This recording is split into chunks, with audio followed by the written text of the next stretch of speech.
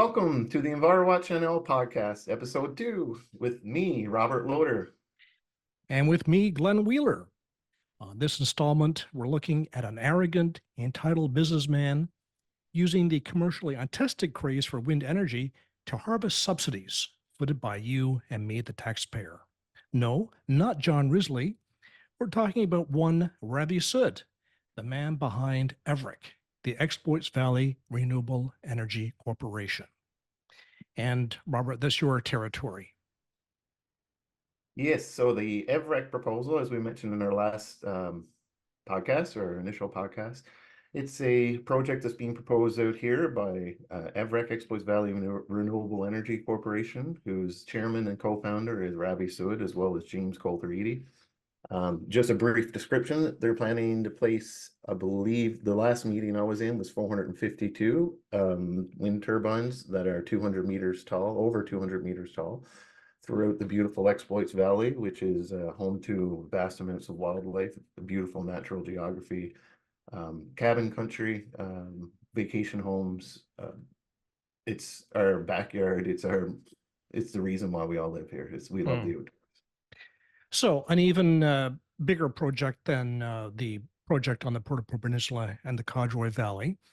And Evrec, when you talk about the Exploits Valley Renewable Energy Corporation, it sounds pretty down home. But according to your research, Robert, Evrec and Ravi Sood have little ties to Newfoundland and Labrador. Other than being a math grad from the University of Waterloo in Ontario, he has few connections. Where is his home address right now? According to his LinkedIn profile, his home address right now is in Hong Kong. So like you mentioned, he was raised in Waterloo, I believe. He went to Waterloo University for Bachelor of Mathematics. And then following that, he had a very varied work experience, and now he's washed up on the shores of Newfoundland to try and take our tax dollars. Yes. Now, not only does he have only a passing connection to Newfoundland, little connection, really, he's also a relative newcomer to wind energy. But he has many other business interests, some of which are, shall we say, interesting. One of these is a crypto connection tied to the crypto world using wind energy. And Robert, I found that a very, shall we say, intriguing project. Tell us about that project in Romania. Well, what can I say about that project in Romania with the wind turbines? So basically, this project in Romania was using wind energy to power this huge server operation that was producing Bitcoin, because Bitcoin, for those of us who are not familiar with the Bitcoin crypto world, is a digital currency. It doesn't exist like in gold or coins. It's a kind of a virtual currency. So I guess it takes a lot of servers to power these kind of operations. So wind energy was used to power the servers, I guess. Is that your understanding of this project in Romania? Yes, that's my understanding. And the scale of it, I'm not sure off the top of my head. I believe their maximum capacity of generation from the renewable assets in Romania at that time were roughly about 80 megawatts. So if you compare that to 3 gigawatts, that's less than 1%, much less than 1% of the total scale that they've operated in the past, and now they're trying to be one of the largest renewable developers in the planet. So it's a very ambitious proposal for these gentlemen to be taking on themselves, in my opinion. And as far as we know, that's the only wind energy experience that Ravi Sood has. We haven't read about anything else wind energy wise in which he's been involved. No, I haven't been able to find any other projects at all. The only other thing I've been able to find is a paid interview that Ravi did a couple years ago, where he was talking about their renewable assets and their plans to increase from 80 megawatts to basically, I think it was 150 to 200 megawatts. So those initial projections that he paid to have advertised on a interview website is now apparently thrown out the window, and they're going full steam ahead to 3 gigawatts, which is 3,000 megawatts. So it's very ambitious for him to take this on himself with James Coulter and whoever else he has as partners, who we still can't get the names, who are partnered with them due to company confidentiality. Now, in my opinion, I feel like as a taxpayer and a resident of this area, if we're supporting this project, then we should know everything and everybody who plan to benefit or are in line to benefit off of it. So, I guess this wind energy project in Romania is kind of like, we will put that in the quirky category. A bit weird, but some of his activities are, shall we say, in a on-environmental category. Even questions about human rights standards and some of his business ventures, one of which is a palm oil project in the Democratic Republic of Congo in Africa. And we know the DRC has many human rights issues. There's civil war there, a lot of terrible human rights abuses. And in the middle of all this, we have Ravi Sood. Tell us about that connection. From what I've been able to gather online from publicly available articles and YouTube videos, as well as reports that were in the news filings, Ravi created this company, Feronia Inc. They applied to take over a certain portion of land from the Unilever group, I believe. So it seems like Ravi and James are just jumping from one investment idea to another, or following what I'll say get rich quick schemes. So this development in Feronia, or with Feronia Inc. in Congo, they had a lot of issues with the local people with the land. They were accused of land grabbing. They were accused of not paying workers adequate wages. And when questioned about that, Ravi stated, it was like, yes, we know we're not paying our workers enough, but it's hard to keep the company in the black.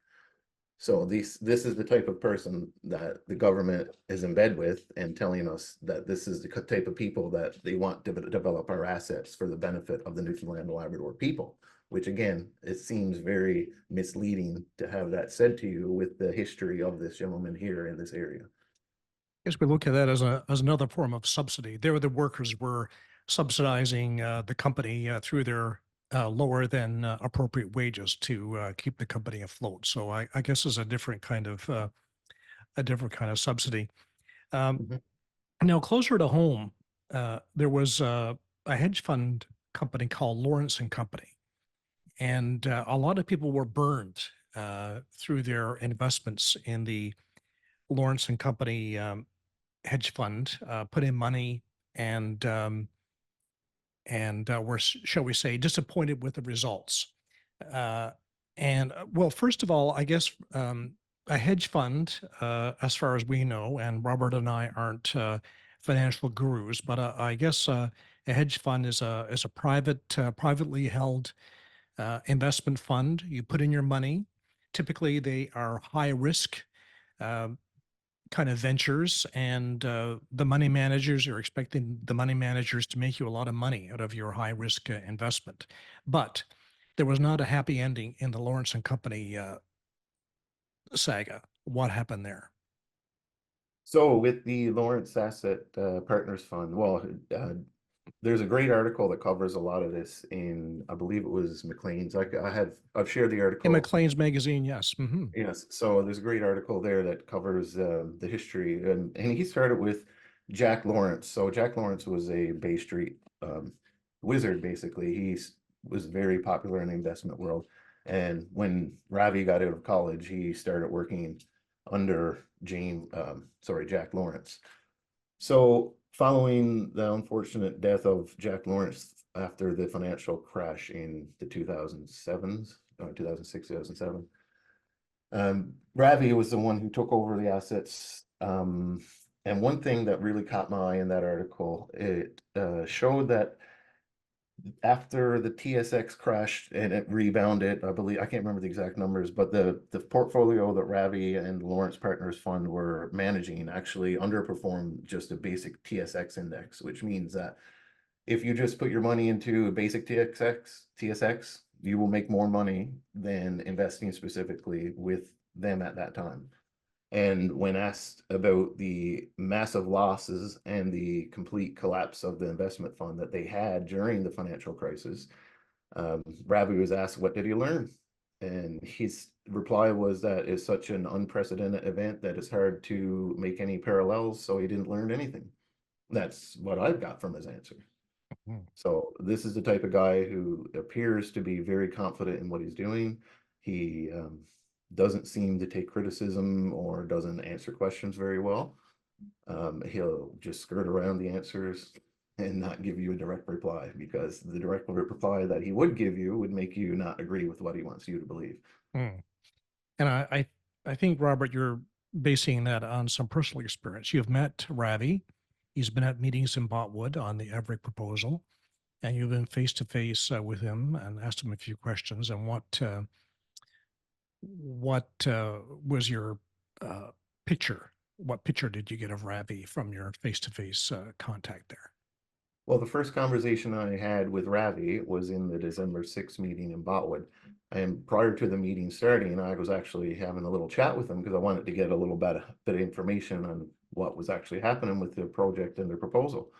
So my first question, I believe I asked him was, what is your expected efficiency from generating electricity using these turbines in Newfoundland to getting turbines on the grid in Germany once they convert it back from ammonia to hydrogen and they generate power? And his answer was, oh, we're not making hydrogen, we're making ammonia. So everything that after they make the ammonia, they don't include the lack of efficiencies once the ammonia is made. So it's very misleading in that answer, especially considering that the only reason that they're talking about making ammonia here is because of the Canadian and Germany hydrogen alliance. Um, so the second question that I asked him, knowing the huge amounts of inefficiencies, I believe between 70 and 80% losses from electrons made in Newfoundland to electrons on the grid in Germany. The number is variable, but like it's thermodynamics, so you can't really increase the efficiency of that. Um, the other question I asked him was, what is the expected price point to produce the ammonia in Newfoundland compared to the global market price for green ammonia in Europe or Germany? And he said, oh, it doesn't matter how much it costs to make it, we're still going to be profitable, which again was a red flag in my opinion, because I've never heard of anybody who is trying to start a business who doesn't know the market and well enough to know what it costs to produce your product or what the market is willing to purchase it for. So those were two red flags immediately before the meeting even started last December. Mm. So in my experience speaking with Ravi, is that he's very well trained. He's been coached and groomed, I'll say, in order to invoke emotions when he's speaking to you. And two examples of that would be in that same meeting in December when asked how high the wind turbines would be. He said, I'm not sure exactly, but roughly the length of two NHL hockey rinks. And they just want you, everybody likes hockey, right? We're Canadian. So Mm. if you think about hockey rinks, then you're going to have a positive feeling. You're like, oh yeah, hockey. So, oh, they're not too bad. But realistically, he completely underestimated the height of the turbines. And the second thing that really bothered me at that meeting was both him and Dean Command. Several times they've mentioned that you will be able to go right up and hug these wind turbines, which again, if you're thinking about hugs, you're getting a positive emotion in your head. So this is manipulative language that these people are using in order for the public to feel comfortable with what they're doing. And in that same meeting, Ravi himself opened the meeting by saying, this project is going ahead and we're just here to make you feel good about it. So it makes you feel powerless, and they're just trying to bulldoze their way through the communities and through the government and through the people. And if unfortunately, it seems like the government is working with them to bulldoze these projects through. Mm. So this is why it's so important for the residents to do their own independent research, watch videos like this one, and just learn more about what's actually happening instead of the narrative that's being pushed from the company. Now, speaking of the government, we were told by the province that they had hired this outside company to evaluate the proposals they received. They went through a rigorous examination to examine the merits and the financial background and reliability of these bidders. And out of this process came uh, Ravi's company, Evrec, among others. So it kind of makes you wonder what factors the government examined in their proposal, um, and if this was the best bid available for a huge area of crown land and water in central Newfoundland. I gather you've had some correspondence with Minister Andrew Parsons on this, and what did Andrew Parsons say in reply? I think it's flattering you say that I've had correspondence with him. I've sent emails to Andrew Parsons as well as Premier Fury, and I've sent several of the links to the human rights investigations and the human rights cases in the past of Ravi. And put forward to him, I said, is this the type of people that you feel is the best type of individuals to bring in and develop our assets? And I asked 3 or 4 different questions specifically to Andrew Parsons, and his reply, I'll say, it wasn't an adequate response at all, in my opinion. His reply was basically that his focus and his department's focus is on getting these projects approved. Hmm. So Well, it seems like they're just, again, I hate the pun, but it's fitting, they're throwing caution to the wind again. So they're so focused on getting these projects developed and approved for whatever reason. I'm guessing that they must know people who are going to be very wealthy after these projects are done. Or they themselves may possibly have more glory as being a politician, who knows? But whatever reason is, it seems like they're putting these developments, proposals, and projects above the residents and the people of Newfoundland. And that, to me, does not sit well. and I don't think we even know in terms of Everett what the total ownership is, because we know that a company called Abraxas, which is Ravi's company, is the majority owner, 75%. But I gather there is 25% owned by, we don't know, this unknown investor, Mhm. based on information you recently acquired. Uh, so what about that 25%? Who is that? That's a great question. They they won't let us know who's investing in their companies. They won't answer questions adequately. They're claiming confidentiality. But the only information that I have on that 25% is that it's a preeminent Toronto-based hedge fund managed and controlled by an ultra-high net worth North American family. So there's an ultra-high net worth North American family investing in Evrec an Evrec, and they're standing to gain to make a lot of money, and we don't know who they are, and a lot of that money is coming from taxpayers. So why are the taxpayers being left in the dark without knowing who these people are behind this company that are coming in and going to destroy our natural environment and impact every resident in the area for decades to come, or for the rest of eternity, if they never move the turbines out of the places once they install them? Which, again, we go back to the meeting with Ravi back in December, and we asked about decommissioning, and his answer at that time was, once the turbines are installed, they're there forever. Hmm. So I don't really have a good feeling about this company, about this proposal specifically, but I don't have a good feeling about any of the other proposals since looking into those either. But this one, in my opinion, is the bottom of the barrel, really. Hmm. It's like you can't get much worse as a proposal or proponent or a process at this point. So this high uh, ultra net worth North American family, which could be, Donald Trump for all we know. Information came from me from a trusted source, and it gave me a copy of the project status update, which is dated May 2024, which was created by Evrec. Hmm. Interesting. Yep. Well, it kind of reminds us of the days of Joey Smallwood. Have we come very far No. from those days? You, dear listeners, you be the judge. So that's it for this episode. Thank you for listening. This podcast is brought to you by Enviro Watch NL, a volunteer group of citizens trying to bring awareness to the need for environmental protection in Newfoundland and Labrador. For more information about Enviro Watch, check out our website or our Facebook page. For Robert Loder, This is Glenn Wheeler saying, talk to you later.